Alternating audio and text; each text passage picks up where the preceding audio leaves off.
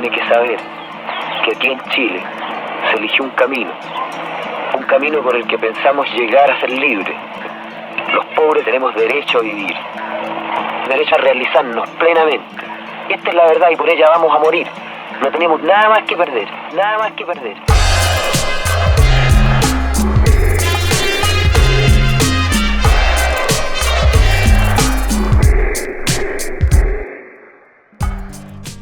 En el séptimo capítulo de esta serie, Miguel Enrique, 50 años, nos plantea el lugar del arte y la cultura en la lucha por la emancipación.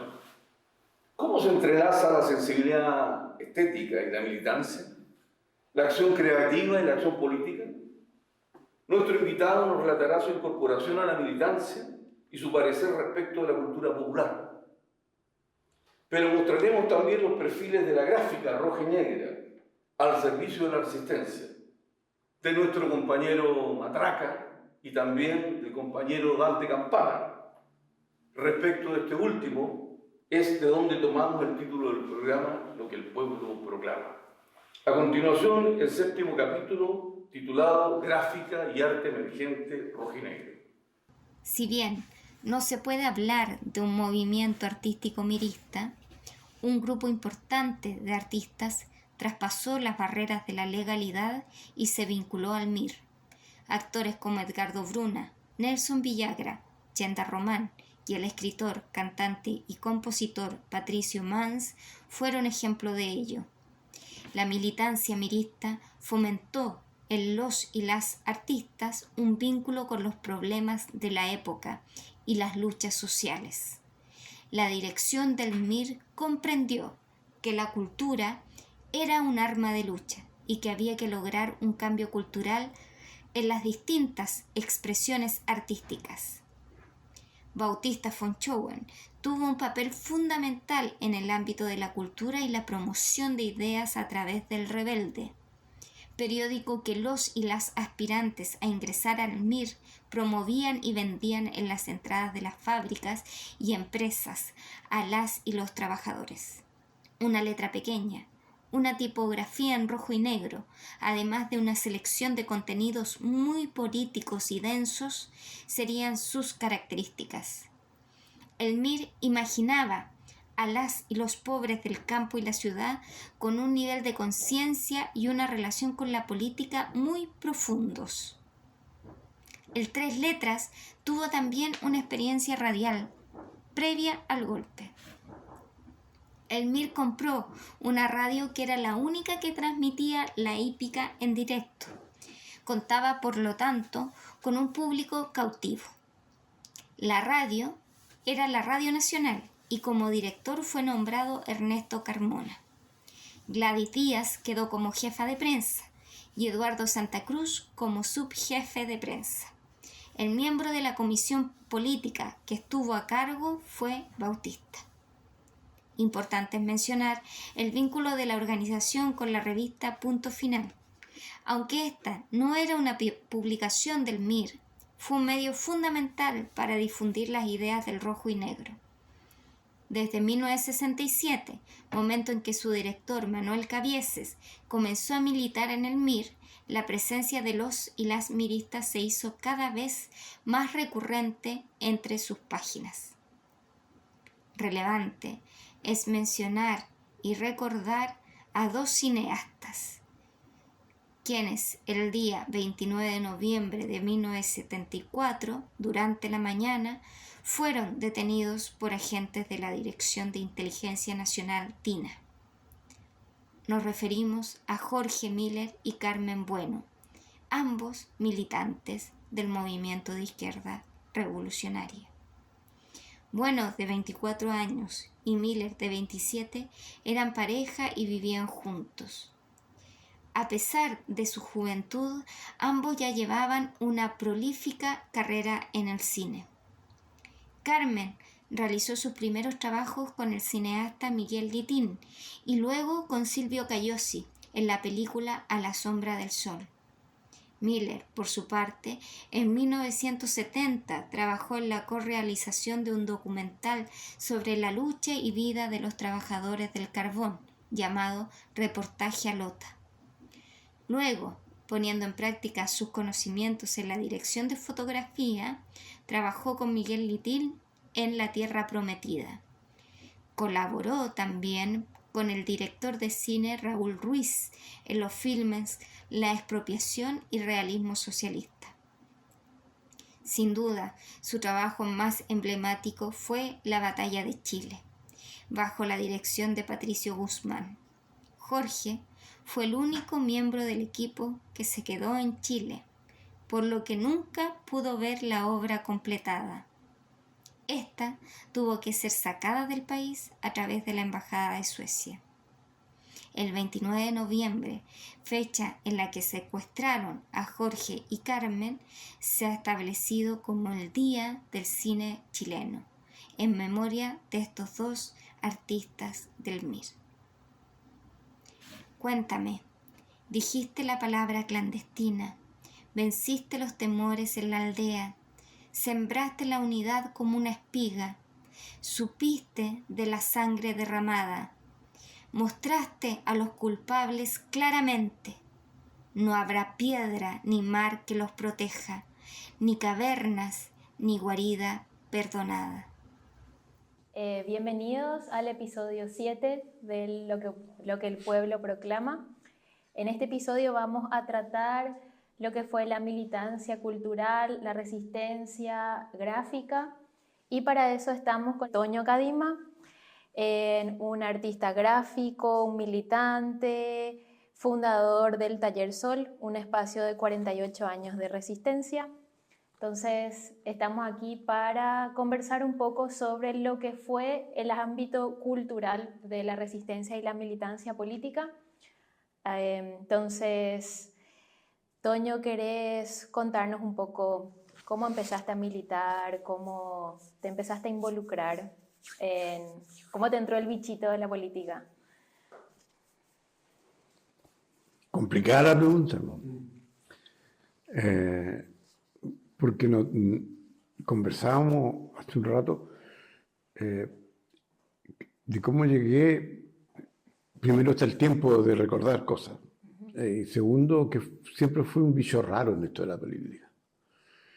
Vengo de una familia proletaria, en donde fundamentalmente mi madre me instaló en mi cuerpo completo la manera de ver la sociedad en lo pequeño, en lo local, en la población, en el barrio. Y esa experiencia la fui aqueratando en la medida que crecí, y me di cuenta que esa experiencia era también global, era grande, era de Santiago, de Chile.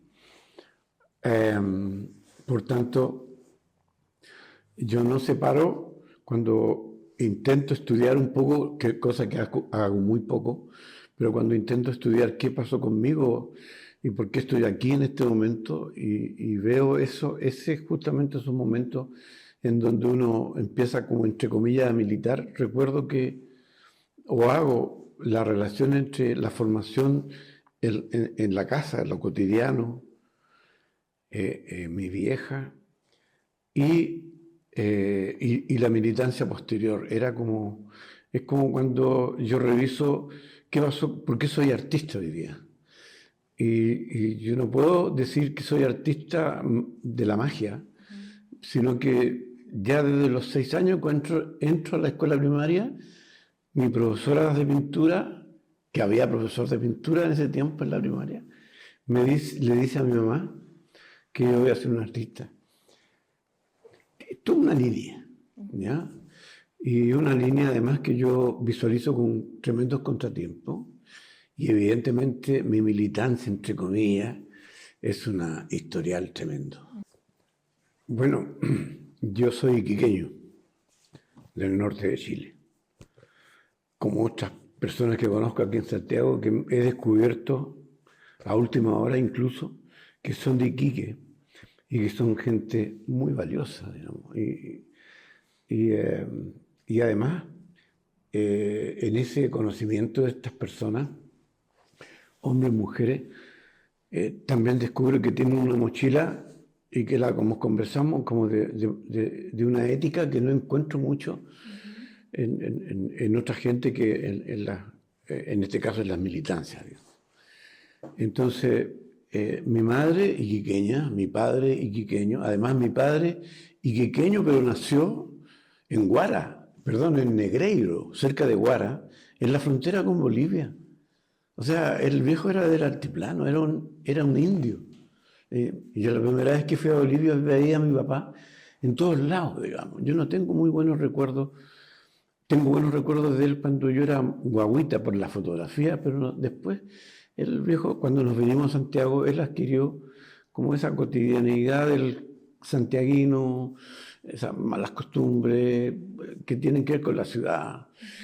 Y mi vieja no, pues, mi vieja fue del barrio, de la casa.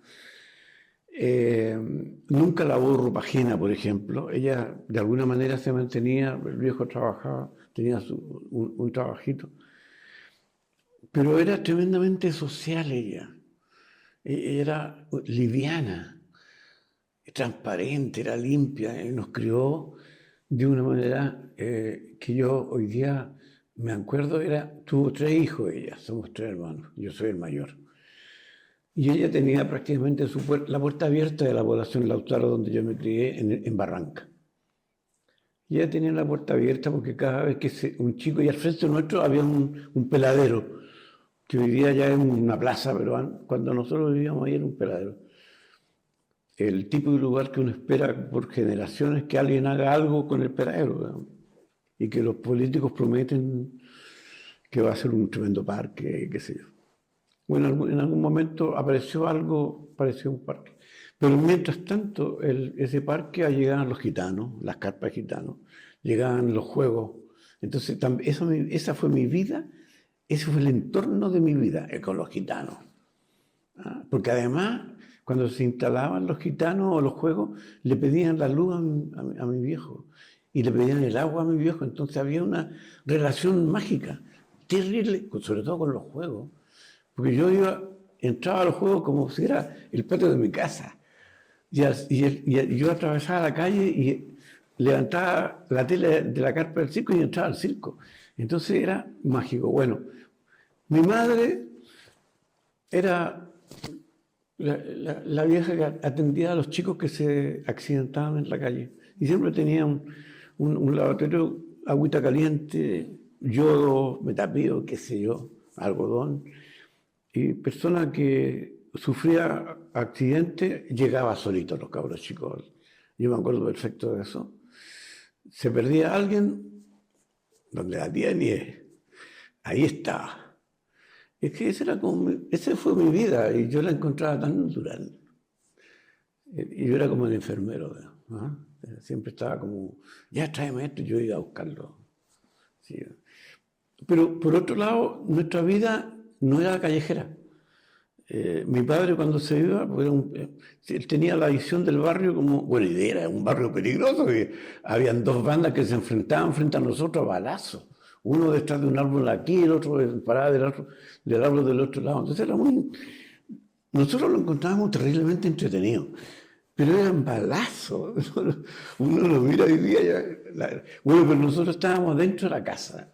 Y el padre se iba, dejaba con llave, mi mamá nos abría la puerta para que fuéramos a jugar, porque al frente de la casa estaban los juegos infantiles. Muy pobre ese tiempo, por supuesto, a cargo de una viejita. ¿De qué año hablamos más o menos? Y yo nací en el 46. En el 48 nació mi hermano en Iquique. En el 50 nació mi hermano menor en Santiago. Yeah.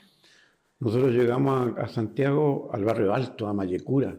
A Hernando Magallanes primero, después en Mallecura, donde vivían unos tíos. Bien pobres ellos, pero ya han logrado construir en medio de tremendos palacios de la gran burguesía chilena santiaguina. Habían logrado construir unas media aguas bien construidas, y ahí vivíamos en algún momento, o después nos visitábamos. Era una familia muy grande, de 20, 30 personas, con 12 cabros chicos que jugábamos. Entonces tengo también esa idea de haber tenido una crianza con mucha gente, con mucho cariño también. Bien social. Muy social, muy social. Y además, sin darme cuenta, nosotros y nosotras almorzábamos y nos largaban a la calle. ¿Y qué pasaba en la calle, ahí en Mayecura? Atrás de la casa había una gran muralla como de 10 metros que nos separaba, donde nosotros vivíamos, con otras casitas que habían, de una gran construcción, era un palacio. Y salían los cabros chicos de esa construcción y jugábamos juntos. ¿No? Hijos de la burguesía jugando con nosotros. Nosotros jugando con ellos y no teníamos ninguna complicación, no sabíamos, no entendíamos, pero jugábamos, éramos niños. Algunas veces me imagino que hubiese pasado si esas amistades hubiesen proseguido en el tiempo. Pero a lo mejor sí, porque uno no se da cuenta. Ahí opera la física cuántica. Sí, las cosas que pasan en el territorio también, que se comparte. Y mencionaste como un hito de tu despertar artístico a los 6 años, como un recuerdo vívido que tenés de que ya tenías una sensibilidad. ¿Qué otro hito en esos primeros años recordás de despertar o de ser consciente de lo que sucedía a tu alrededor? No tenía ninguna conciencia. Vivía nomás. Pertenecía al club de fútbol del barrio. Jugábamos en la canchita que se había construido en el barrio. Tenía mis amistades en el barrio. Sin darme cuenta también, yo era amigo del hijo del que tenía la botillería, del hijo que tenía el restaurante, que eran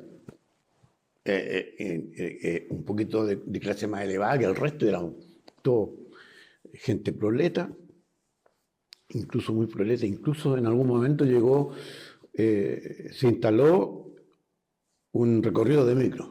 No me acuerdo cómo se llama el recorrido. No fue eso, eso fue en otra etapa. Estaba más grande. Una micro, no me acuerdo cuál era, y también llegó eso y no sé por qué, vamos a hacer esa relación, y trabajé como planillero. No sé si ubicas el planillero. No. Bueno, la micro, el chofer llevaba una planilla, una tablita con un papelito, le daban esto, le daban un rollo de boleto. Entonces el planillero era el que de la casetita del paradero llevaba la planilla y se la pasaba, la recibía del chofer y la llevaba y después se la llevaba. Pero además de eso, después fui cobrador. Por eso, pero te tienes con las relaciones. Tú no pasabas a cobrador sin no haber pasado planillero. Entonces en algún momento empecé a dar vueltas en la micro, porque las micros salían de un lugar y volvían. Eran unos recorridos, no como ahora que son relativamente más cortos. Y volvían, daban unas tremendas vueltas.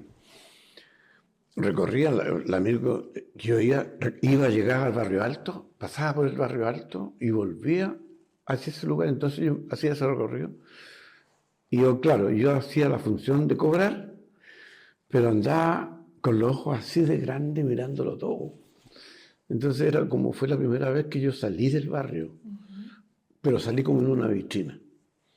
Y a propósito de eso, en mi barrio yo tenía tenía mucha experiencia en el barrio. Por ejemplo, yo soy cinéfilo, me encanta el cine, no estoy un día sin ver cine, en cualquier formato.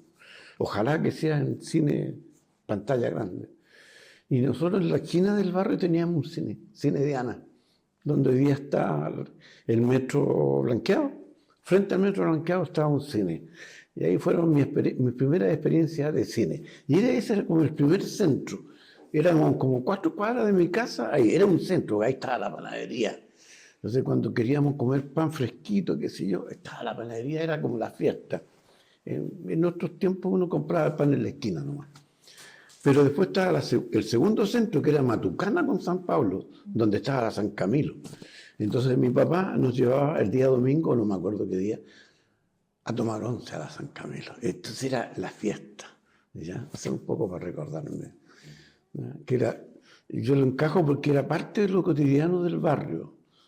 Y yo conocí Matucana a partir de la San Camilo y entre medio de San Pablo con Las Rejas y San Pablo con Matucana, habían dos cines, el Cine Maipo y el Cine Alhambra, en donde yo veía 5 películas en el rotativo. Entonces y éramos chicos, a mí me llevaban al cine, ¿ya? Entonces tengo unas primas grandes que siempre iban y ya llegaron las primas, vamos al cine. Así que bueno, después, ya adolescente, ya empecé a conocer el otro barrio, digamos, ¿no? Santiago. Te moviste de territorio. Y mencionaste a tu vieja, sobre todo, como alguien que te construyó una sensibilidad, una cierta conciencia social, quizás no tan explícita y definida, pero sí una cierta ética sobre los otros, sobre el compromiso con los otros.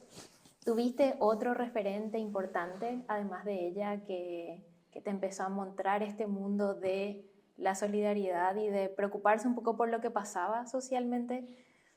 Lo que pasa es que con mi mamá tengo varias etapas. La primera etapa es cuando soy niño pequeño.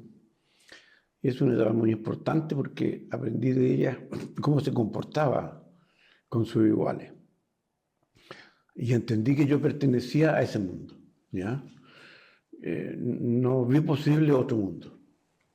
O sea, hoy día me parece muy extraño que yo ande en esto, ¿ya? Y que ande en los lugares donde he andado los últimos años. Que incluso no los busqué, sino que se encontraron. Yo me encontré con ellos y al principio era muy difícil enfrentarme a esos mundos, el mundo de la universidad. Aunque yo no fui a la universidad, pero en dictadura entraba a la universidad como si fuera uno más, porque había muchos trabajos diarios ahí. Y hoy día, por ejemplo, entro a la Biblioteca Nacional como si fuera mi casa, porque tengo gente que trabaja ahí y soy parte de algunas actividades, etc. Entonces, mi mundo cuando era pequeño era el mundo del barrio, ¿ya? Y conocí fundamentalmente lo bueno, porque en el barrio era bueno el barrio.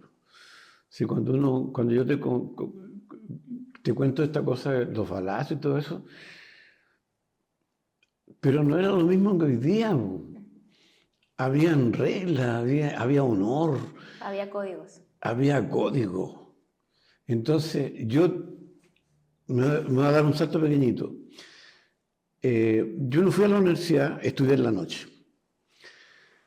Entonces, cada vez que yo regresaba del liceo de la noche, a veces con mis amigos, mis compañeros, nos íbamos a tomar algo, qué sé yo, y yo regresaba más tarde. O bien cuando había una fiesta, la típica del colegio. Y llegaba 2, 3 de la mañana, un horario de adolescente ya, y entraba al barrio y el barrio estaba oscuro.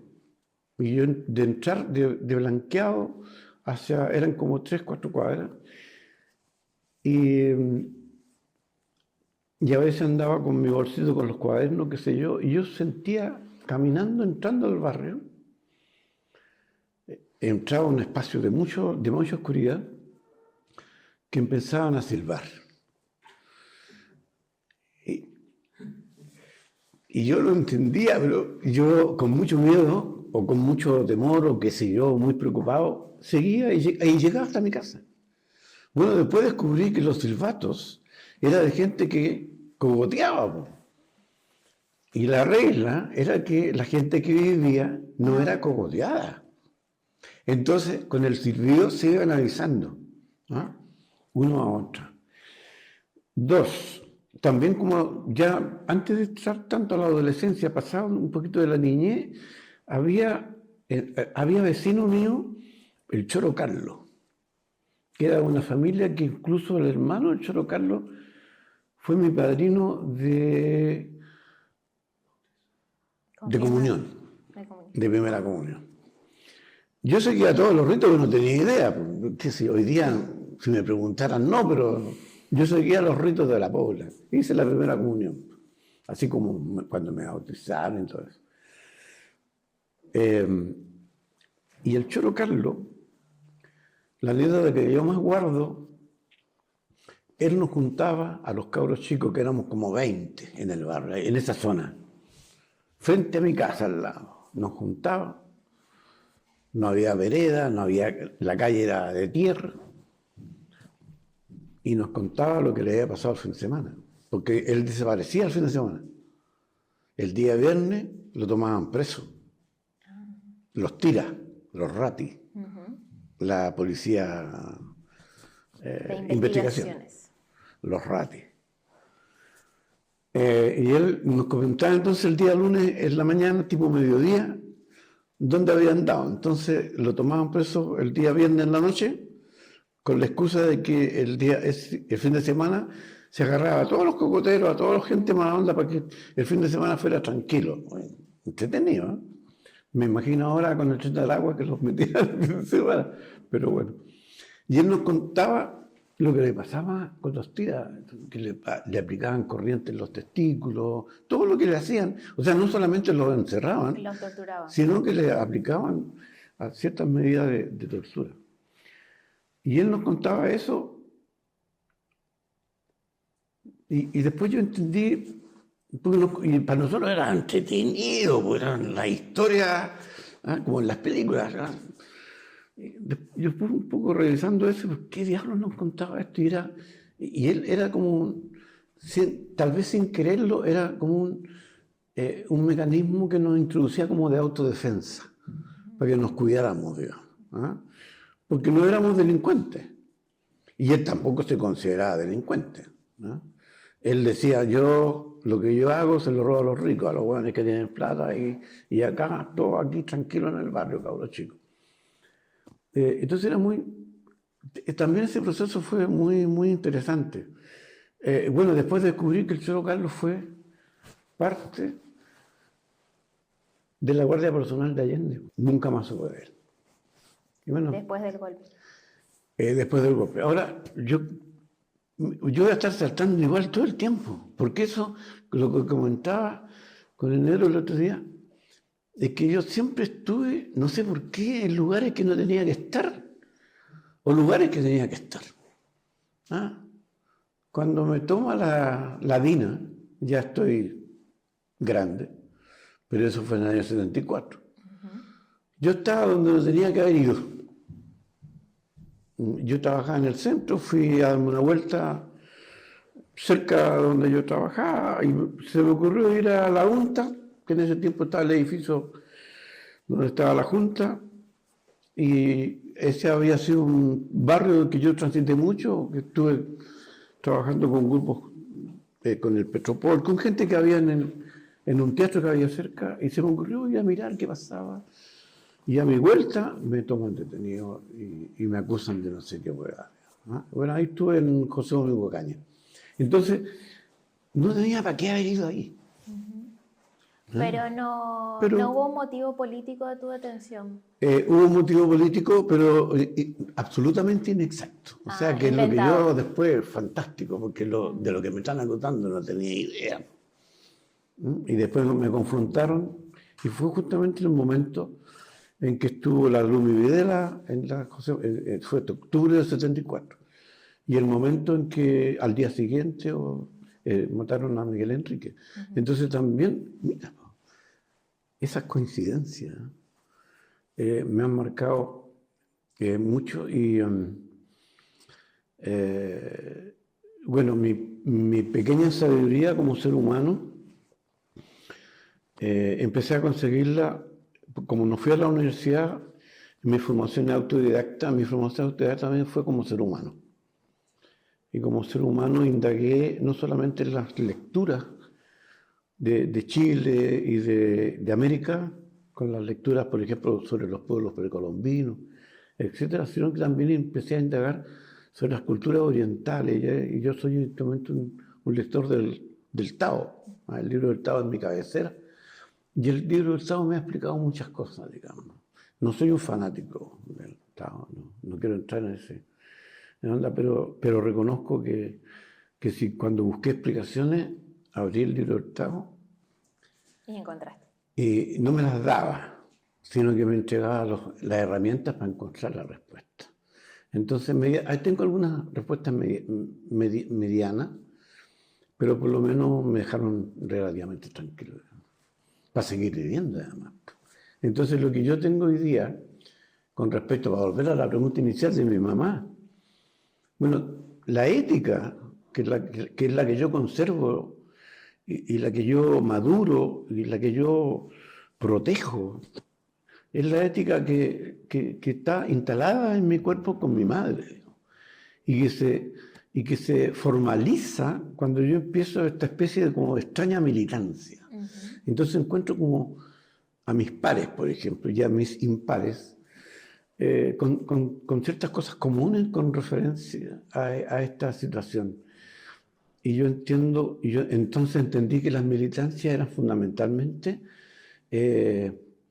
procesos éticos en el campo de la política, o en el terreno, en el territorio de la política, o encerrado en esta cápsula que nosotros llamamos política. O sea, no concibo un trabajo político sin un trabajo ético. Entonces después empiezo y descubro los escritos del Che, en donde obviamente me aterriza, digamos, toda la moral del hombre nuevo, de la mujer nueva, que le faltó, pero bueno, no importa. Pero él me da como la expresión latinoamericana, digamos. O sea, del barrio salto a la ciudad, salto al país, salto a Latinoamérica, salto al Caribe, y después, bueno, salto a Estados Unidos y empiezo a estudiar a los guetos y todas esas cosas. Y en algún momento salto, a partir de la lectura de la sociología y de la antropología, salto a entender el concepto que tienen los europeos sobre América Latina y posteriormente el concepto que tienen los europeos acerca del trabajo político en América Latina. Entonces, y todo eso no está en paper, está en mi cabeza y de alguna manera se entronca en la columna vertebral de lo que es el Taller Sol hoy día, ¿ya? Con todas las contradicciones que yo tenga, incluso con las contradicciones que puedan aparecer en esta entrevista. Esa es mi forma de ser, o sea, enfrentando. Y si no hay contradicciones, me preocuparía. Sí, así son las trayectorias de vida. ¿Y cómo empieza esa extraña militancia? ¿Cómo te empezás a meter ahí? Bueno, hasta el 1970 yo soy uno más que transita por esta vía, tratando de vivir, tratando de estudiar, tratando de hacer lo mejor posible. Todavía soy un adolescente en edad aproximándome a la adolescencia adulta y viene el golpe. Entonces el golpe fue la gran escuela, que se fue afinando la educación de la dictadura a medida que fue transcurriendo la dictadura. Yo, como mucha gente, creyó que la dictadura iba a durar un tiempito corto, pero yo dije, o pensé, o no tengo idea que era el momento de hacer política. Entonces yo en en 1970, estoy trabajando en el proceso de la Unidad Popular, pero soy un tipo absolutamente informal. Yo era un simpatizante. Andaba loco con la Unidad Popular, ¿tá? Pero un simpatizante desde el lado del MIR, desde el lado de la izquierda más radical. No sé por qué entré en ese espacio. Entonces tuve la mirada cuestionadora de la Unidad Popular y una mirada cuestionadora que es la que sigo teniendo, no solamente de la Unidad Popular, sino que de todo, constructiva, digamos, no destructiva. Una mirada crítica sobre lo que estaba pasando, que me afirmaba en los procesos y que cuando me lleva a la militancia, entre comillas, me hace entender que la crítica va siempre unida a la autocrítica. Entonces, pucha, eso se amarró solito, digamos. Entonces, la Unidad Popular para mí fue un terreno muy, muy importante, muy fecundo. Yo estaba sin trabajo, entonces prácticamente sin quererlo, estaba como 24 horas haciendo cosas, pero yo dejé mi etapa de la cultura del arte, que ya la había empezado. Dejé mis pinceles, etc. En ese tiempo yo me había casado ya, para el 73 nace mi hijo mayor, en mayo del 73.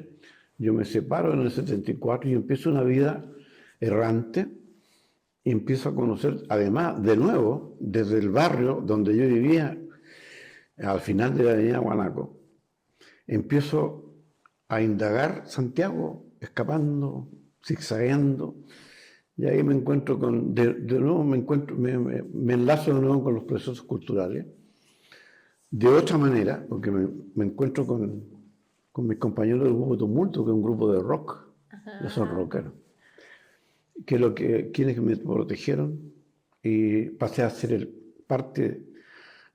cuarto, el quinto tumulto, que era como el goma del tumulto, era como el goma del grupo, el rode, digamos. Pero también era el que cobraba la entrada, el manager, el que hacía la escenografía, el poeta de entremedio. Un ayudista del rock. Entonces, ahí era un Jim Morrison sin cantar. Entonces, empezó otra vida, indagando, buscándolo. Eso fue durante el golpe.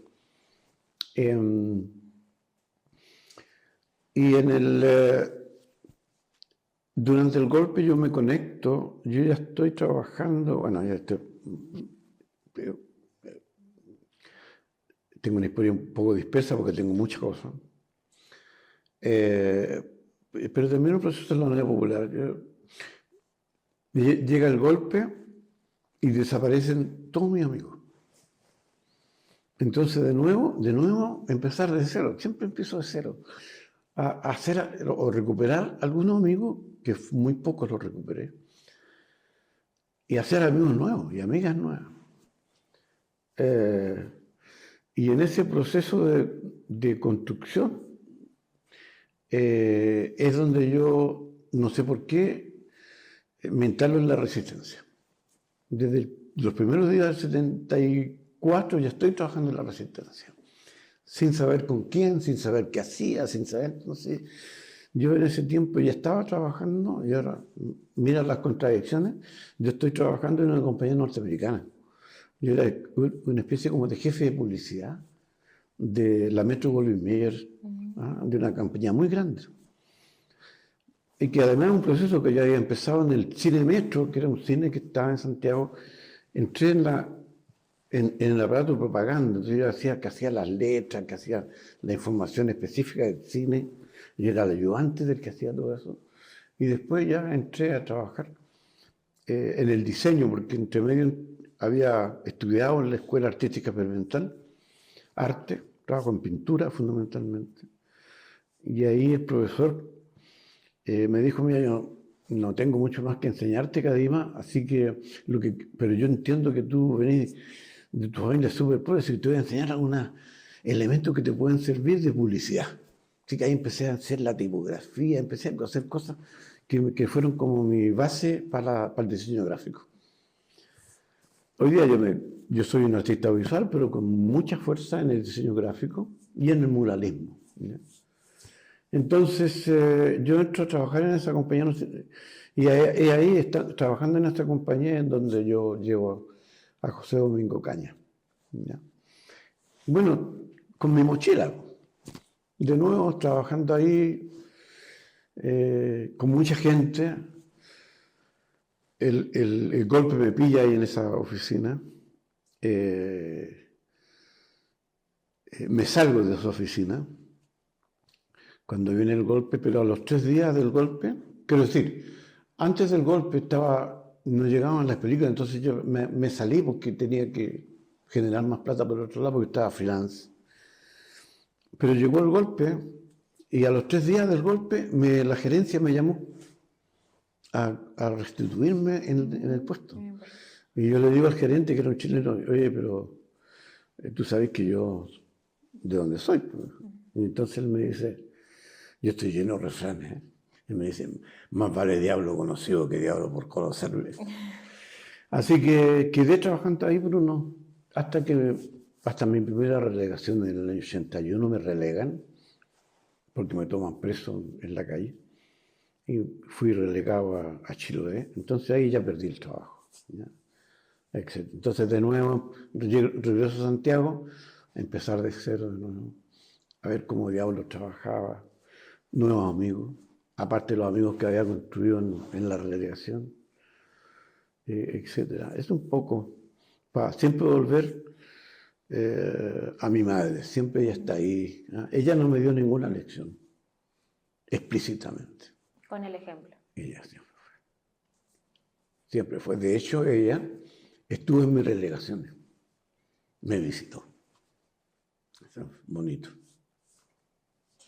Y bueno, estabas trabajando, fue el golpe, estabas como en esta militancia de resistencia un poco extraña que decís. ¿Cómo empieza el Taller Sol? Que empieza en el 77, ¿verdad? ¿Cómo arranca eso? Bueno, yo estando en el grupo Tumulto, reconectándome con la cosa cultural, porque prácticamente no había nadie que conociera, salvo algunas figuras en las que yo no tenía relaciones con ellos. Y además era complicado porque yo venía del campo del arte visual, digamos. No era ni cantor, la poesía era una cosa que la hacía para mí, etc. Entonces era como muy complicado entrar a conectarme, pero ya se fue construyendo el camino. Entonces, entre medio, estando con el grupo Tumulto, yo estoy paralelo a eso, ya instalado en la UIP, en la cosa de cine, y ahí empiezo a conocer gente, porque yo estaba acá en el microcine. Entonces el microcine, donde se daban las películas antes que se estrenaran, y se le pasaban las películas a un cierto sector de gente que era entendida en cine, comentaristas de cine, ahí están famosos, ahí conocía mucha gente muy importante en el periodismo del cine, pero entre medio conocí a gente más importante todavía que la gente de izquierda, Sergio Salinas, Pepe Román, que salían del cine y tenían un cinearte, perdón, un cineclub. Y el cineclub Omega en el Chileno Norteamericano. Mira, Chileno Norteamericano, un cineclub con gente de izquierda, la cosa más rara. Y yo me integré, conociendo, de nuevo, construyendo relaciones, a través de Sergio y de Pepe, un tremendo cineasta y guionista de muchas películas importantes, Valparaíso, mi amor, qué sé yo. Entonces, era gente muy fraterna, digamos, muy, muy horizontal para entregar la información. Y ya, pues me integré al Cineclub Omega, en donde estaba, por ejemplo, Ascanio Cavallo, que fue director de la revista Época, de la revista... Había gente muy importante. Y estaban ahí Alex Doll y otro grupo que fundan el Cinearte Normandí, que hoy día existe, que no se llamaba Normandí. ¿Ah? En la Plaza de Gaña hubo uno y otro era el Cinearte Todo. Es que yo estando ahí, empecé como a aportar en algunas portadas de algunos libros que hicieron sobre cine, pero fundamentalmente hice la gráfica del primer cinearte chileno en Santiago. Entonces la afiche, y como Taller Sol aportábamos con el programa, entonces aparecía como el nombre nuestro como Taller Sol, pero aportábamos con un programita que se le entregaba a la gente. Entonces, estando ahí en el Cinearte Normandí, que en ese tiempo se llamaba Cinearte Gaña, aquí en la Plaza de Gaña, yo vi que el día domingo, estando con el grupo, les planteo al grupo que hiciéramos una actividad bonita, que generara algo de plata, pero fundamentalmente para hacer cosas. Yo no estaba pensando en la política, no estaba pensando en el MIR, no estaba pensando en atraer gente, no estaba pensando en un partido político, estaba pensando en cómo construíamos espacios en donde pudiéramos juntarnos y protegernos. Entonces fue la primera experiencia que yo tuve, donde 74, 75, donde no había casi nada. Había, pero casi nada. O lo que había era oculto. Y esto fue lo primero que salió como, Cinearte Gaña, musicales del domingo. Domingo a las 11 de la mañana. 300 personas teníamos todos los domingos, que era una cantidad extraordinaria para una actividad abierta en dictadura.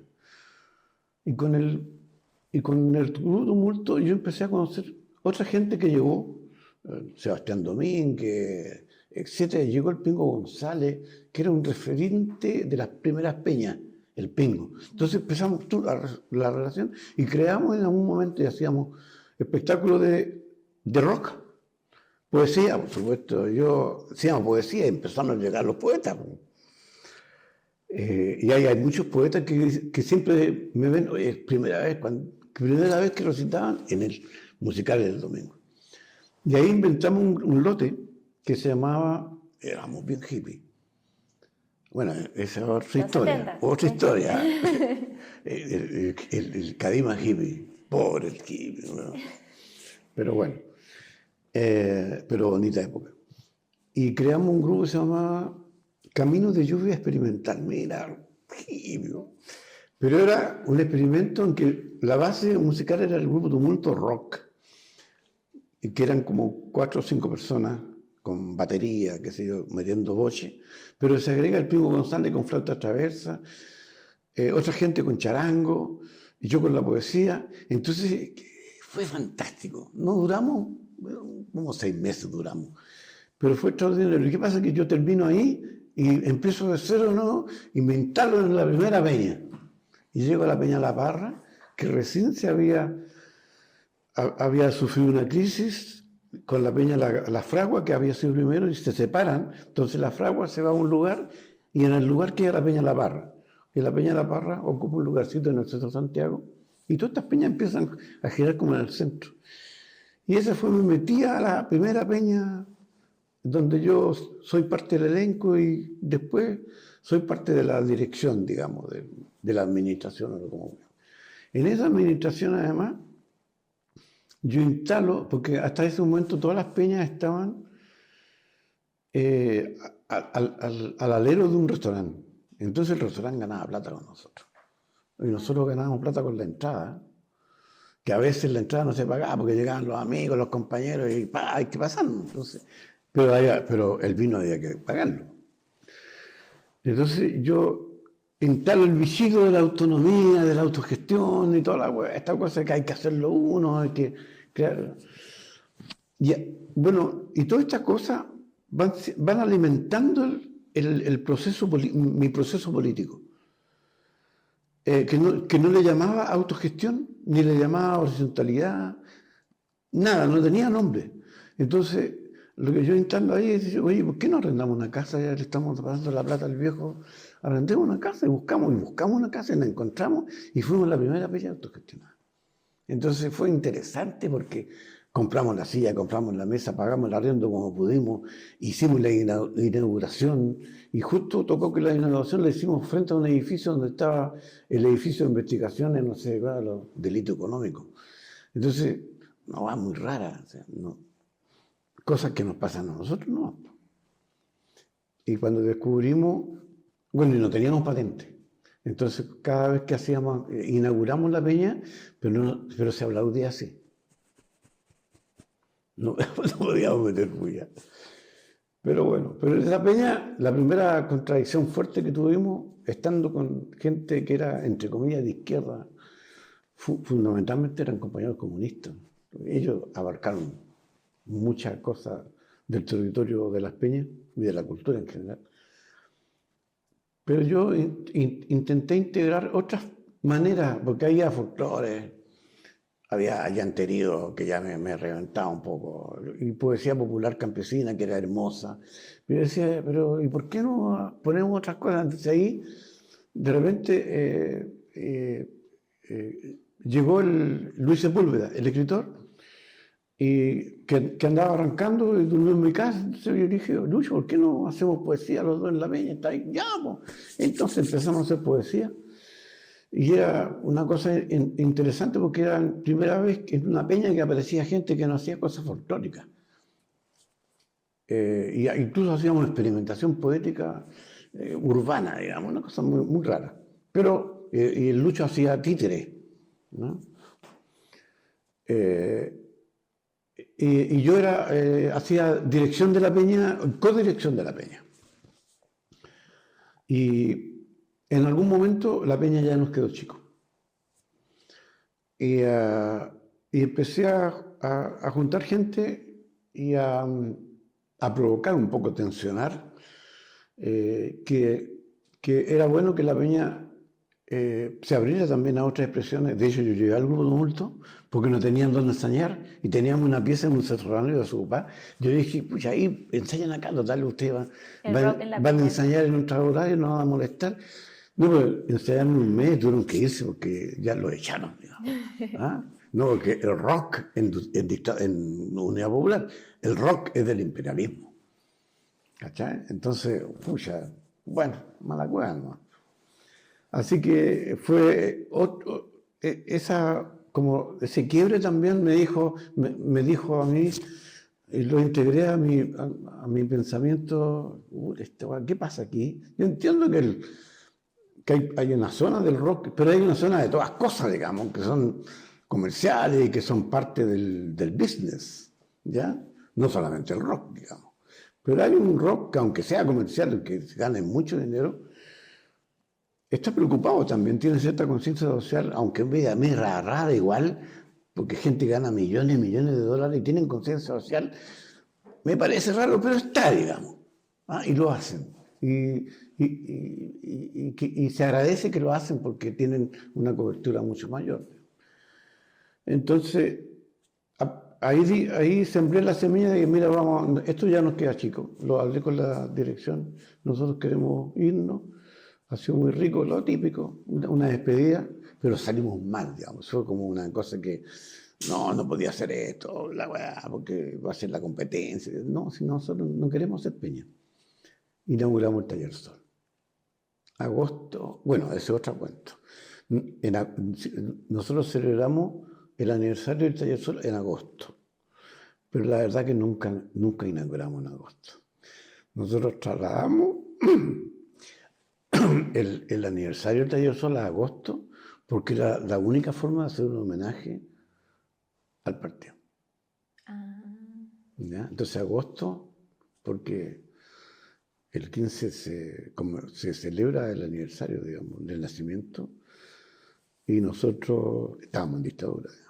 Y año 77, un año muy feroz de represión. Entonces ocultamos, digamos, un poco el aniversario en eso, no solamente para la dictadura, sino que también para otra gente que no quería saber nada. Había mucho miedo, hoy día todavía hay miedo, digamos. Pero bueno, el miedo también fue otro elemento que no aprendimos de la vieja, pero sí lo aprendimos cuando ella se relacionó con situaciones de miedo. Y ella nunca perdió la calma. ¿Ah? Incluso a veces nosotros decíamos, uy, ¿por qué no agarró una piedra y le pegó? No ella, porque ella tenía el papel de protección de los cabros chicos, digamos. Era la gallina. Y sus pollos eran más importantes. Entonces, en algún momento, cuando yo estoy muy obcecado con alguna idea, que pienso que hay que defenderla, las discusiones políticas, que no son discusiones en la militancia solamente, sino que son discusiones con otros colectivos de otras militancias que han sido en dictadura, fueron muy fuertes, y sobre todo en democracia. Yo escupitazo en la oreja, digamos, de gente que no coincidía con mi idea. Así que, de nuevo vuelvo a la hija. Siempre está. Siempre está, hoy día está acá. Y entrando un poco en la militancia A del la zona arte dura. gráfico, vimos algunas imágenes al inicio del programa y también en el libro que me estabas mostrando, como de los afiches, la gráfica. ¿Qué nos puedes comentar sobre eso? ¿Cómo fue tu transitar por ahí? Bueno, es que yo creo que si yo pienso de manera autocrítica, ¿cuál es la política Dima que tú has hecho en esto? Objetivamente, en la zona gráfica. Yo soy muralista también y soy fundador de muchas brigadas. O sea, yo siempre he sido hartas brigadas, yo soy. He tenido brigadas de 10 personas, de 2 personas y yo solo. Entonces aprendimos en dictadura. Entonces hoy día soy Cadino, pero mañana soy Zamora, mañana soy el K, hoy día soy... Siempre andábamos como, y en definitiva no colocándole el nombre a las pinturas murales. Entonces, incluso yo tengo el mural, creo que el más antiguo de Chile, que está vivo. Tiene 40 y... lo hice en el año 83 y está en Alto del Carmen, lugar de mi segunda relegación, que está cuidado por los vecinos. Y está. Y tengo el privilegio de que se conserva hoy día ese, porque cada ciertos años yo voy a dar una pasadita.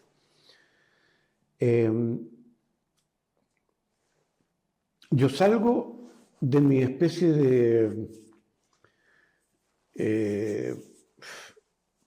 de magíster, digamos, popular, en la cosa del arte, porque hasta ese momento yo pintaba, hacía grabado, qué sé yo.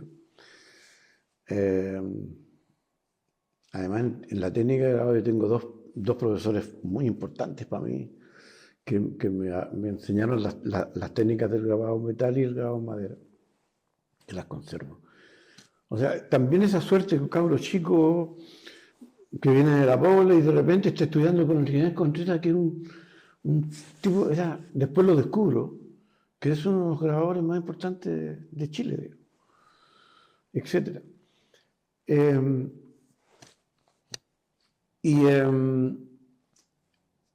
Empieza la dictadura, yo regreso al campo de las artes, pero estoy como buscando estas cuestiones, entonces estoy como música del domingo. Entonces cuando llego al Taller Sol, un poco antes ya había hecho, andaba con mi mesa de dibujo a rasta, digamos. O la construía, la inventaba o la llevaba. Pero cuando yo me separo, lo típico, uno se va con una maletita, ¿no? Y deja todas sus cosas ahí. Entonces cuando ya logro constituir un espacio, ya tengo mi mesa de dibujo. Y con estas vinculaciones en la peña, en la cosa del folclore, y eventualmente en los musicales de domingo siempre había actividades culturales, siempre llega alguien, oye, ustedes tienen una banda, una cosa, mira, vamos a hacer una olla común. Empezó como muy chiquito, muy básico. Y ya, ¿y quién tiene tiempo? Ya, y yo, muy desconocido. Pero en la Peña de la Parra, ahí la cosa se dio a todo trapo. Porque la Peña de la Parra ya tenía un territorio consolidado en ese espacio. Los folcloristas en general, comunistas, como partido, ya tenían todo un territorio ganado. Entonces me involucré que en ese territorio ahí conocía gente muy importante, la Gabriela Pizarro, el tío Roberto Parra, el Pancho Cauca, tanta gente. Y fui parte entonces del lote, que en general éramos como 100%, que nos dividíamos a veces, a empezar a ir a los territorios que hacían peñas solidarias, hacían salidas, qué sé yo.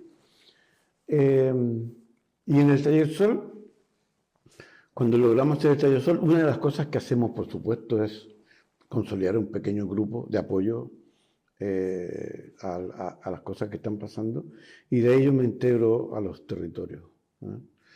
Y de ahí ya no salí más, pues. Los territorios son mi territorio, además que eran los territorios populares, es donde yo me crié, entonces no hubo nunca mucho problema, salvo cuando ya me empiezo como a quedar en el centro de vivir. Yo vivo en el centro, digamos, y elegí vivir en el centro un poco por coincidencia, porque encontré cosas por ahí, pero también porque me di cuenta que el centro era fácil para moverme para todas las zonas. Así que esa es como mi historia de cómo llegué a la cosa de la gráfica, en principio. Al vincularme con esta cosa de la solidaridad, me vinculo con las primeras organizaciones de derechos humanos. Me vinculo con familiares de detenidos desaparecidos y empiezo a trabajar con ellos y me doy cuenta, y esto todo un tiempo más corto, me doy cuenta que se necesita promover. No teníamos radio, no teníamos diario, no teníamos revista, no teníamos nada. Y trabajando en el territorio me encuentro con la APJ, con la gente de la agrupación del Partido Jóvenes, y ellos son un grupo, eran y son un grupo que salió de la universidad, eran estudiantes de la academia de arte, y se lo echaron a todos. Entonces, como estaban afuera, como 10 o 12 de ellos, decidieron formar, justamente con el mismo pensamiento mío, así sin saberlo, decidieron formar una agrupación que pudiera absorber la necesidad del trabajo de propaganda política, que hasta ese momento había, pero era ¿Disperso? por allá, súper disperso y que de repente, y hecho a puro corazón. Entonces nosotros le dimos un marco que en el libro aparece expresado, un marco en alguna parte académico, intelectual, pero fundamentalmente un marco de herramientas, etc. Lo fuimos construyendo sin saberlo, digamos. Y yo de publicidad sabía lo que me había enseñado el profe con las letras y empezamos a hacer afiches y tocó la suerte de que hoy día, de que en el momento, en dictadura ya tengo más de 1000 objetos publicitarios, más de 1000 objetos, que soy uno de los más grandes creadores de afiches sin quererlo. Y después viene la PJ, que eran un montón de gente, ¿ya? Que me hacen ahí con la competencia, y en algún momento estábamos trabajando juntos. Estamos con diferencias, digamos, de tonalidad, de técnica, etc. Y hoy día, en la gráfica, yo estoy con el libro. Sucedió que antes de la aparición del libro había una zona invisible del proceso creativo chileno en gráfica. Existía todo lo que era la Unidad Popular, con los hermanos Larrea, muy famoso, muy importante, con Albornoz, con gente que estaba en ese tiempo, y saltaba bruscamente a los 90, 89, 90, que aparece la gente de serigrafía instantánea, la feria contrabando, los nuevos diseñadores que vienen además de los institutos de diseño, vienen con otra cultura de diseño. Entonces, y este espacio estaba vacío. Entonces este libro, ¿qué logró? Unir 1963 con 1990. Y esa unión fue, de alguna manera, en el plano como entre comillas teórico, digamos. Apareció porque aparecieron algunos libros hechos por otra gente, pero que nos mencionaban así. Antes de aparecer este libro había una mención así de un trabajo muy general. ¡Ay, el Taller Sol! ¡Ay, los plásticos jóvenes! Y nada más. Pero este libro habla de nosotros. Hay 300 ejemplos de gráfica que nunca se había visto, que aparecen en nuestro archivo, y son archivos nuestros y de la PJ. Y hoy día podemos decir, hoy día aparece un video que se llama Colores Primarios, en que aparece la línea, la terrible línea histórica de la creación gráfica chilena que aparece. 1970-73, con los hermanos Larrea y toda la gente que estaba con ellos. Y aparecemos el Taller Sol y APJ. Y aparece toda la gente de hoy día. Hay una línea gráfica, bueno, obviamente hay gente para atrás también, pero gente que no es de la gráfica, sino que son pintores que hacen gráfica, que eventualmente hacen cosas. Entonces aquí está el taller de artes visuales, en ese tiempo aparecen, y hay mucho, como anécdota, nosotros tenemos en este momento un caudal de alrededor de 10.000 afiches, de los cuales entre 5.000 y 6.000 son de la época, lo que constituye el archivo más grande de Latinoamérica, es uno de los archivos más grandes de Latinoamérica. Y con el concepto de la resistencia también, porque aquí hay un concepto de gráfica que contiene mucha victimización. Y el carácter de nuestro archivo no es de victimización. El carácter de nuestro archivo es que aquí hubo gente que hizo cosas, primero que creó el afiche, y segundo que lo que contiene el afiche es de gente que hizo cosas resistiendo. Que la mataron no importa, pero estaba resistiendo. No estaba debajo de la cama, etc. Entonces, hoy día podemos hablar, te comentaba que hay un nuevo video que es Colores Primarios, en que aparecemos 5. Aparece el Vicente Larrea, aparece Vicente Larrea, aparezco yo, aparece, ¿quién más está ahí? Mono González, que son importantes, el diseño en la gráfica y el muralismo chileno, y aparezca la Andrea Torres en un trabajo de investigación sobre la tipografía en tiempos de ahora, digamos. Eso es un trabajo académico, pero buenísimo. Y aparece otro compadre que no me acuerdo su nombre, que es un académico, que pone la parte más fría, digamos, del estudio, pero es consciente del contexto, digamos, de que se está dando y del formato que estamos construyendo. Así que esa es la importancia de la gráfica en Chile y que seguimos. Yo doy muchas charlas en las universidades para mostrar un poco lo que hicimos sin nada. Nosotros hacíamos sin internet, sin celular, son trabajos a mano, pegoteando, cortando la letrita, qué sé yo, y eso llama mucho la atención. Justamente sobre eso, ¿qué podrías decirnos de la importancia de la autogestión, de esta autonomía que incorporaste intuitivamente, pero que está a lo largo de tu vida? Es algo que sostenés como un valor, como una convicción. ¿Por qué eso es importante? En los 80, ya trabajando políticamente, todavía no era militante, digamos, o a lo mejor fui militante y ya me habían echado. Ya no recuerdo bien. Es una cosa que tengo que todavía estructurar en algún momento. En tu biografía. Porque me preguntan, entonces yo no sé mucho qué contestar. Pero en el plano del trabajo territorial, con los muralistas que tengo, y en este caso yo voy a nombrar a David Gordillo, que es figura fundamental en esta cosa de reunir política con el quehacer concreto en el territorio.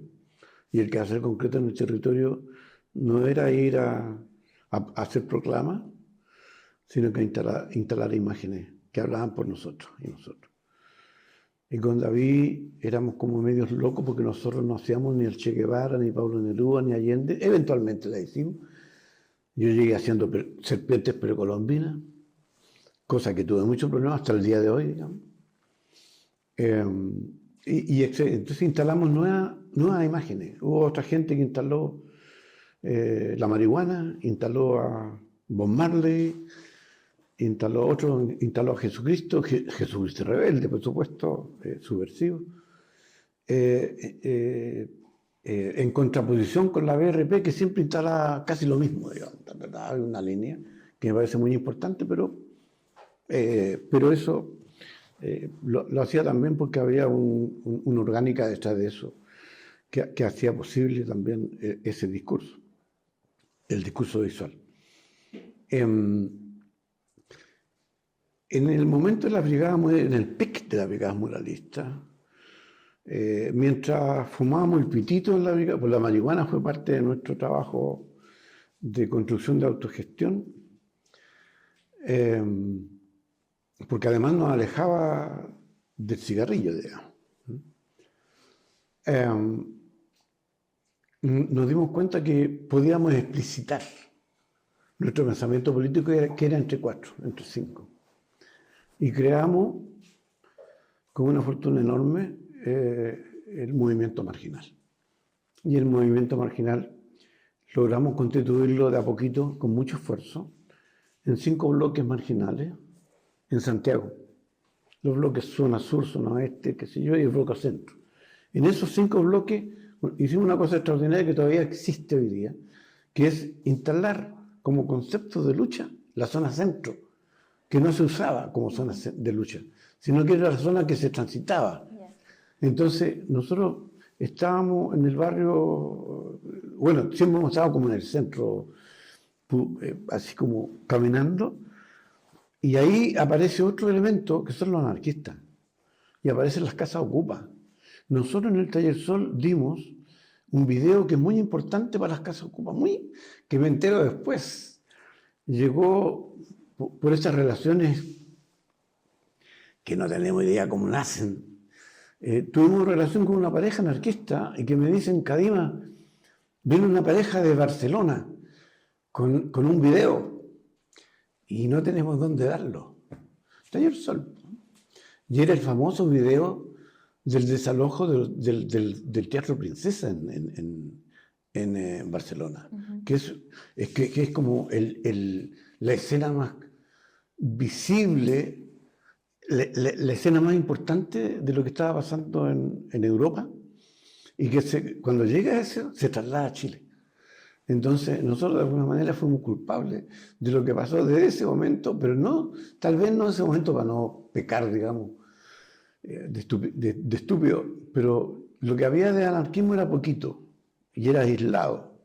Esto fue a finales de los 80, tal vez, o mediados de los 80. Y no me acuerdo, digamos, cuando estalla esto, digamos, pero antes ya habíamos relaciones. Entonces, el bloque marginal Zona Centro, logramos convocar, porque hasta ese momento lo que había fuerte era la marcha del 11 de septiembre. Entonces, en la marcha del 11 de septiembre ya se habían instalado grupos anarcos o grupos más allá de la izquierda consecuente, digamos, en ese momento, que en el fondo era un 60% de grupos comunistas que mandaban y hacían aparecer toda su escenografía, digamos, de poder en la marcha, y que siempre estaban en contradicción con la gente que empezaba a pelear frontalmente con los pacos. Entonces, bueno, ahí me tocó ser parte también de la Asamblea de Derechos Humanos, y por esas cosas de la vida, la gente que trabajaba en la Asamblea definió que yo era anarquista. Antes ya habían definido que yo era milista. Y yo dije, bueno, si no hay nadie, y yo miraba, no había nadie, bueno, soy milista. Bueno. Y cuando empezaron a hablar de los grupos, estos extremistas, que no del MIR, sino que de los anarquistas, y todos me decían a mí, digamos, una reunión de 20 personas, y yo ahí, sin tener ni parte, por mis relaciones que yo tenía, además, seguramente por mi forma de actuar también, ¿no? Porque yo siempre digo que soy más anarquista del más anarquista. Y inconscientemente.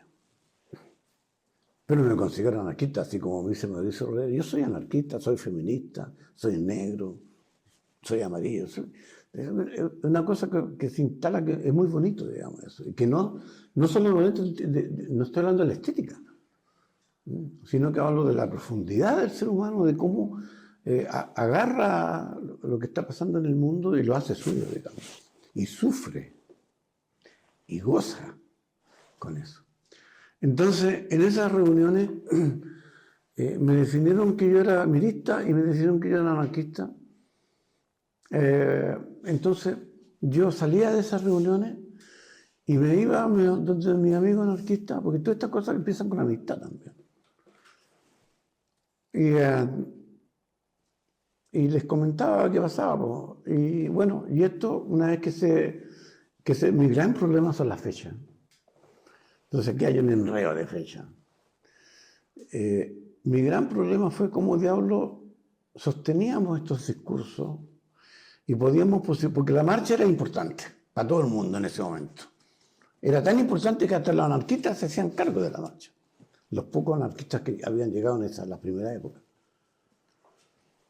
Y ahí yo empiezo a tener relaciones con los anarcocomunistas, con el grupo de la Claudia López, que fue mi compañerita durante todo el tiempo que pudimos tener esa relación rica.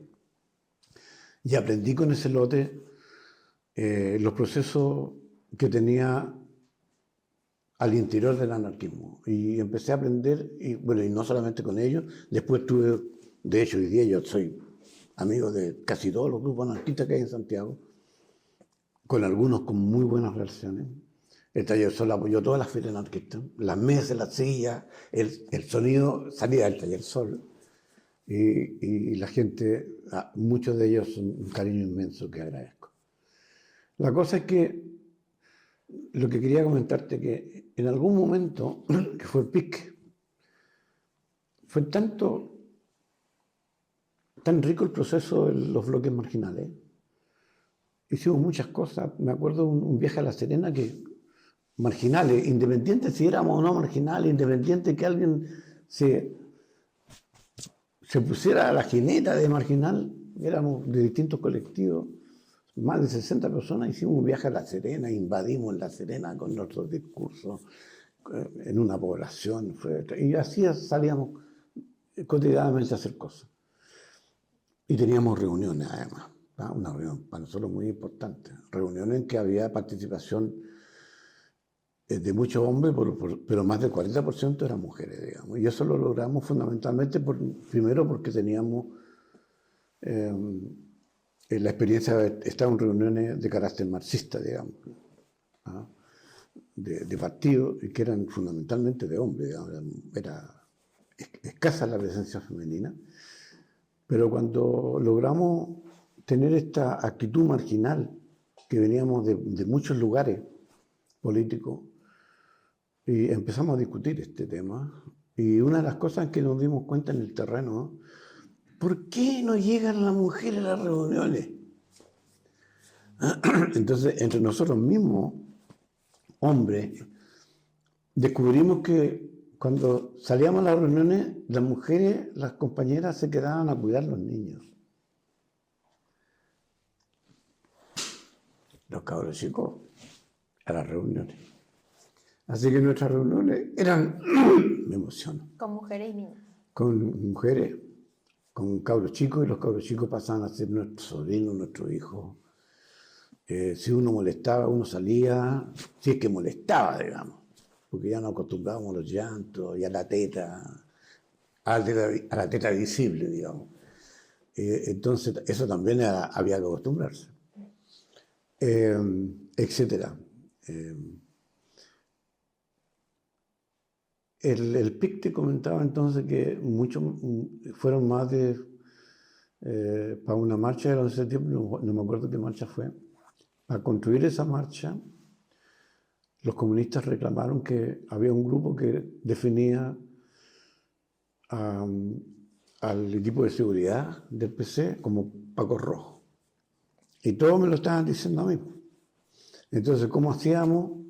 Le faltaba decirme cómo hacíamos cada uno, cómo hacíamos para que eso no sucediera, para que la marcha fuera bien, porque se estaba construyendo, y la lideraban las agrupaciones de detenidos desaparecidos, qué sé yo. Entonces, yo ahí morí pollo, porque la verdad que no me correspondía la respuesta, pero fue tanto. Igual yo creo que en algún momento me ha sobrado cierta inteligencia para quedarme callado y para esperar el momento de hablar.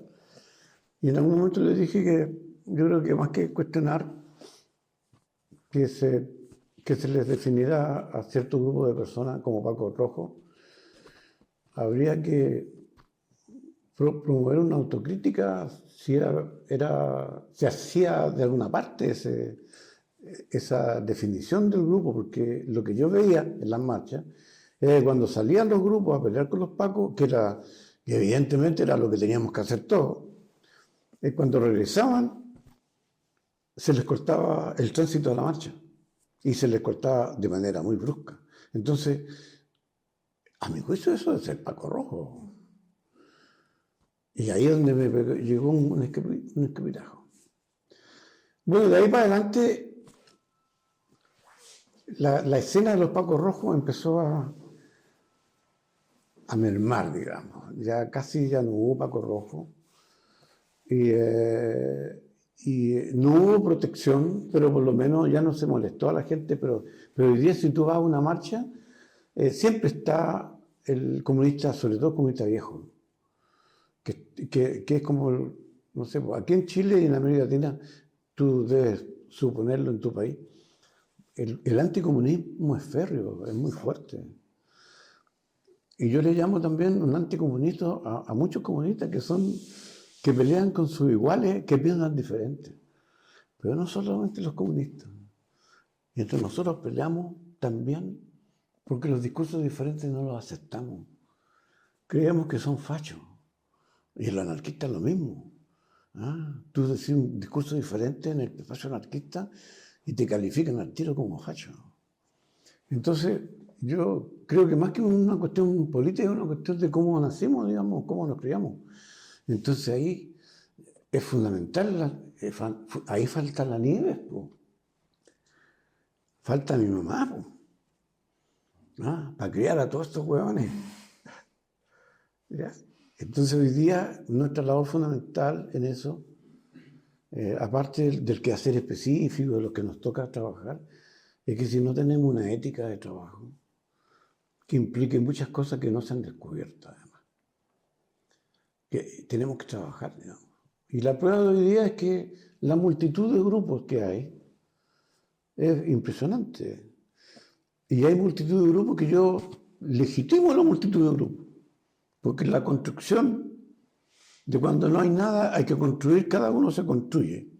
Y bien, construyámonos, que seamos 1000, construyámonos. Pero si no nos articulamos, no sirve de nada. Y además, si estamos hablando en contra del otro grupo, no sirve de nada.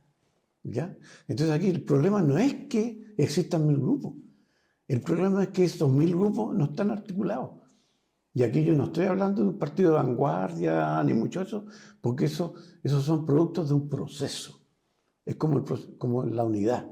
Aquí la gran palabra que saca el reformismo es la unidad. No, compañero, hay que unirse, compañero. Y el reformismo dentro de nosotros. Y yo digo, no, po. Uno se une cuando discute por qué quiere unirse. Discute qué es la unidad. ¿Cuáles son las proporciones? ¿Cuáles son los límites? ¿Cuáles son las experiencias que tenemos que tomar de las experiencias anteriores? Entonces se nos olvida, hay mucha gente muy pretenciosa, se nos olvida que nosotros somos y nosotras somos la extensión de una experiencia grande para atrás, que no solamente recabarren. Son los primeros anarquistas que llegaron a Chile. Son la experiencia de los guetos norteamericanos. Son las experiencias de las resistencias cubanas. Son la resistencia en el pueblo mapuche. Y en los pueblos precolombinos de toda América. Y las experiencias que tuvieron los grandes escritores rusos y no rusos en Europa. Entonces, y que hay que revisarla así. Una cosa que se introduce también, y que yo lo voy a mencionar, que no lo había mencionado, es que con nosotras y nosotros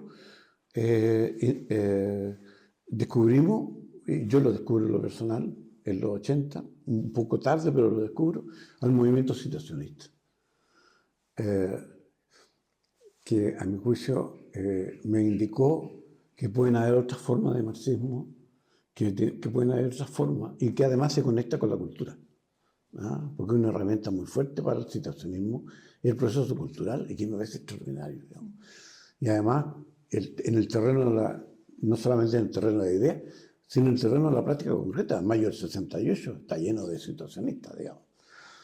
Entonces, bueno, el estallido es una zona de situacionismo extraordinaria, que no nos dimos cuenta, ¿no?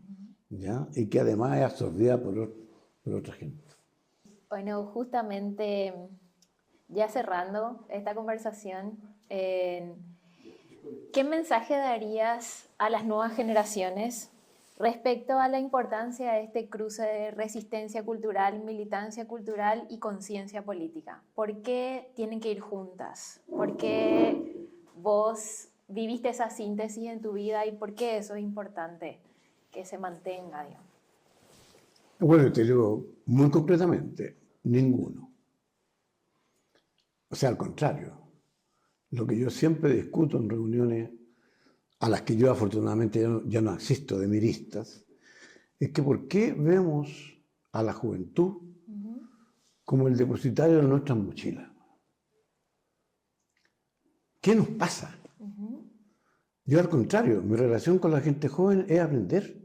Yo aprendo todos los días de lo que hacen, gustándome o no gustándome. Si no me gustan, aprendo. Si me gustan, aprendo. Y fundamentalmente mi relación con ellos, no mirándolos para abajo, mirándolos al lado. Soy igual que ellos. Y es una lucha que además no es fácil. Me ha costado remuchazo, me ha costado golpes, me ha costado golpes físicos, digamos. Me ha costado encontrones muy fuertes. porque dentro de la juventud también está instalado este germen de que la diferencia es un peligro, ¿ya? Entonces, entre la gente joven, algunos y algunas, afortunadamente son menos que mis iguales de edad, cuando aparecen algunos detractores, digamos, ¿no? Y que yo además agradezco que se expongan, digamos, porque la mayoría de estos discursos detractores no se exponen, y eso es un mal de la izquierda chilena. Y yo diría que es un mal de la izquierda chilena trasladado de la idiosincrasia del chileno. Ya te lo insisto, no es un problema del PC, del MIR, es un problema del chileno y de la chilena, etc. Y la culpabilidad segunda tal vez es de los espacios orgánicos que no toman en cuenta esta cuestión y se trabaja sobre eso. Entonces, claro, estamos muy preocupados de aprender el capital, de aprender el quehacer, de aprender la Comuna de París, etcétera, etcétera, etcétera, de leer todos los libros de Marta Harnecker, etcétera, pero no estamos preocupados de saber qué pasa con nuestras vidas cotidianas como seres humanos, ¿ya? Entonces, en el Taller Sol, que para nosotros es el partido, ¿ya? Aquilatamos toda esa experiencia. Entonces, en el Taller Sol, quien entra como primero, entra a limpiar el baño, a hacer la pega que todos hacemos, porque no hay jefatura, no hay roles, no hay nada. Pasáis a hacer el baño y después pasamos a otra cosa, pero mientras tenéis un descanso, ahí está la biblioteca política. Y si tenéis preguntas, dejáis de hacer el baño y vamos a un debate, vamos y nos juntamos. Y aquí hay gente mayor y hay gente menor, y hay gente menor que tiene una sabiduría extraordinaria, sobre todo en mi relación con la gente anarcocomunista, muchos trotskistas. Una sabiduría que si tú no logras apreciarla, te estás perdiendo un tesoro. Y esa cosa, yo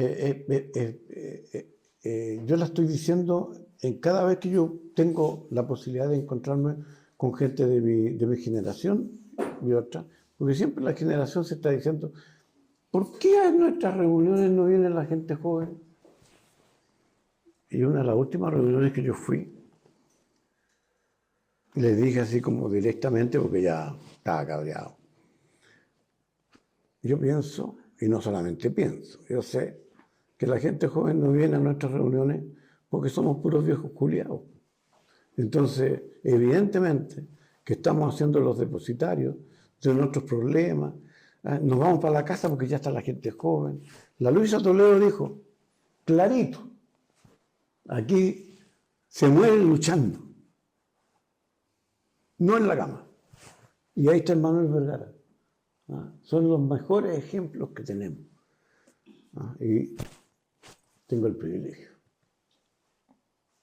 Gracias. Igual, me encantó la respuesta que reformula la pregunta, porque no es un mensaje a la juventud, sino más bien un mensaje a esta convivencia intergeneracional activa que es necesaria, ¿verdad? ¿Hay algo más que quieras agregar o decir antes de cerrar? ¿Te parezca importante? Que todo es una mentira. Ay. Borren todo lo anterior. Borren todo. Cuando se da la película las primeras veces, en la Academia del Tiempo Contenido, se hace la presentación, y después se hace un conversatorio. Entonces yo lo primero que digo, oye, yo no tengo nada que ver con esto. Oye, muchas gracias. A vos, Por muchísimas favor. gracias. Por favor. Un placer. Andrés, conocido como Matraca, nació en Santiago el 10 de marzo de 1976, en el Hospital San Juan de Dios. Se crió en la zona sur poniente, en la población Buceta, al lado de Lovalledor. Como muchos, vivió y conoció la pobreza de la época junto a su familia. No estudió arte, pero su sensibilidad lo llevó a iniciar pequeñas acciones de resistencia gráfica con panfletos que hacía y lanzaba por las calles, con pequeños rayados, con su primer spray, para luego comenzar a pintar desde los 13 o 14 años hasta el presente. Este es el mensaje que envía a las y los jóvenes. Yo llamaría a los jóvenes, porque dice, ¿qué mensaje daría a los jóvenes artistas para desarrollar un arte crítico? Yo diría que aquí hay que pensar el mural o la muralla o el espacio público como una tarima con un micrófono que está frente a un montón de gente. Hay murallas que están escondidas en un pasaje y que hay poquita gente que las ve, pero hay otras murallas que están en una avenida, digamos, donde pasan, no sé, 5.000 personas. Si uno lo hace en una carretera, pasarán 50.000 personas diarias. Si uno lo hace en la Plaza Italia, pasarán 200.000 personas diarias por ahí que lo ven, 200.000 vistas diarias. Entonces, yo diría que si uno va a pararse en una de esas murallas y va a agarrar el micrófono para hablar, donde toda esa gente te va a ver, digamos, lo que tú estás expresando, tiene que ser algo inteligente, tiene que ser algo bien dicho, tiene que ser algo que sume, tiene que ser algo que en realidad como que se identifique con alguna cosa válida que queremos expresar y que generalmente refuerce a los convencidos, a nuestros colegas, a nuestro sector, a nuestra población, a nuestra federación de estudiantes, a nuestro sindicato, que los represente, porque el mensaje oficial no lo va a hacer, los medios de comunicación oficiales no lo hacen, y la voz de nuestra gente es invisibilizada. Entonces, si vamos a agarrar una muralla así importante de ese nivel, digamos algo que sirva. Y hablar por los invisibles, yo creo que es lo que sirve, hablar por nuestra clase, hablar por la demanda, por la vivienda, por la educación, por la salud, no sé, ¿me entendí? Por la ecología, por los mapuches, los genocidios en Gaza y en tantas partes que hay.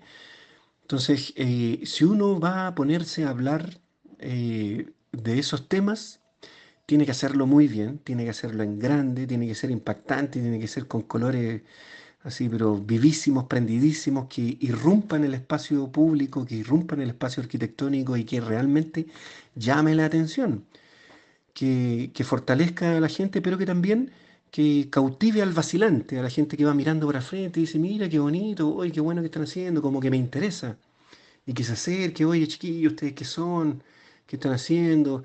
Tienen que cumplir esa función también de como cautivar al vacilante, al que no estoy ni aquí ni allá, como todos los chilenos son vacilantes, po.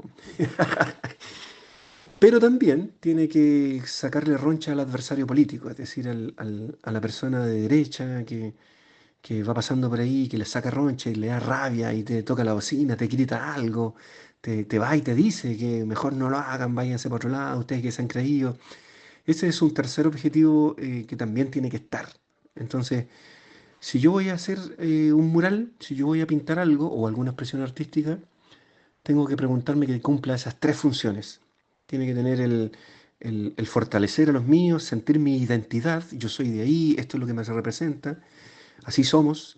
Lo otro tiene que ser interesante, cautivar al vacilante, y lo otro tiene que combatir al adversario. Y si todo eso más encima queda bonito, con colores, bien hecho, bien terminado y en un formato muy grande, puta, allá hay que llegar porque se van a hacer famosos a nivel regional. Porque resulta que hay mucha gente que lo hace en Argentina, en Perú, en Bolivia, en Brasil, en Colombia, México, son todos buenos. Hay gente que es buenísima, que está aquí al lado y realmente no la vemos, ¿cachai? Porque en realidad no tiene la difusión. Y ahí en la calle donde tenemos la difusión, nosotros tenemos que hacerlo en la calle, no en las redes sociales. No, no está en Instagram, no está en Facebook, no lo voy a hacer en mi casa entre cuatro paredes yo solo. Lo voy a hacer con todos ahí en la calle. Y para eso tiene que ser presencial y constante y en grande. Eso es lo que yo diría porque vale la pena, es muy gratificante y la verdad es que así uno encuentra un modo de liberarse, ¿no? Expresando, yo como que me descargo y hago algo por los demás. No, no me lo quedo para mí, no me queda la idea yo sola, ¿me entendí? Lo comparto, lo desarrollo y lo vamos mejorando entre todos. Ese es el mensaje. Dante Campana nació en Osorno el 20 de marzo del año 1954 en el seno de una familia de militancia comunista. Muy tempranamente se sensibilizó frente al arte y la cultura y se incorporó a las luchas sociales y políticas. En Concepción estudió en el Liceo número 1 de hombres, ingresando el año 1968, donde fue influenciado por las posiciones de la izquierda revolucionaria, en ese entonces representadas principalmente por el Frente de Estudiantes Revolucionarios FER y por el Movimiento de Izquierda Revolucionaria MIR, organizaciones en las cuales desarrolló su militancia. En el año 1975 fue detenido por agentes de la Armada y trasladado como prisionero político al Morro, siendo sometido a torturas y vejámenes, para posteriormente pasar a la cárcel de Chacabuco 70. Tanto en la cárcel como luego en libertad, continuó trabajando, incorporándose activamente a la resistencia a la dictadura patronal y militar de Pinochet, vinculándose a las estructuras clandestinas a cargo de las tareas de agitación y propaganda, entre ellas la reproducción del diario El Rebelde, apoyo a las emisiones de Radio Liberación y la producción de numerosos comunicados, manuales, boletines, entre ellos El Miliciano, diseñado y redactado casi completamente por Dante y producido con los escasos medios con que contaban las unidades de AGP de la R. La línea estética comunicacional adoptada y desarrollada por Dante sigue de cerca el estilo de la gráfica del MIR de los fines de los años 60 y durante la UP. Combina textos a mano alzada, trazos claros y los colores rojinegros, no solo con consignas para la acción inmediata, sino también con orientaciones formativas y valóricas, elementos que para Dante Campana resultaban ineludibles en la formación de la militancia. En la transición, Dante, como toda la militancia, fue afectado por la fragmentación mirista, pero nunca renunció a la búsqueda de opciones por la reconstrucción de las fuerzas del pueblo. Prontamente se convierte en un destacado dirigente sindical portuario de Talcahuano, San Vicente, y a fines del año 1999 e inicios del siguiente, junto a otros trabajadores como Lucho Candia y Lalo Mora, fundan los colectivos de trabajadores de la 8ª región, aunando esfuerzos con los colectivos de trabajadores fundados en Santiago y La Serena. Continuaba así la lucha en el campo de los y las trabajadores, especialmente entre aquella gran masa del precariado que no tenía espacios en el sindicalismo clásico e institucional. En esta instancia, Dante continuó sus labores de agitación, producción de materiales con su personal impronta estética y con la formación de cuadros hasta el sábado 18 de abril del año 2009, en que a las 8:10 de la mañana en el Hospital Regional de Concepción fallece a consecuencia de un grave accidente vascular sufrido el 4 de julio del año 2008. En nuestra memoria queda su figura, su compromiso, su voluntad indómita y su arte.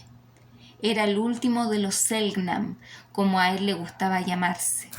Era también el primer revolucionario rojinegro, como lo sentíamos nosotros. Tiene que saber que aquí en Chile se eligió un camino por el que pensamos llegar a ser libres. Los pobres tenemos derecho a vivir, derecho a realizarnos plenamente. Esta es la verdad y por ella vamos a morir. No tenemos nada más que perder, nada más que perder.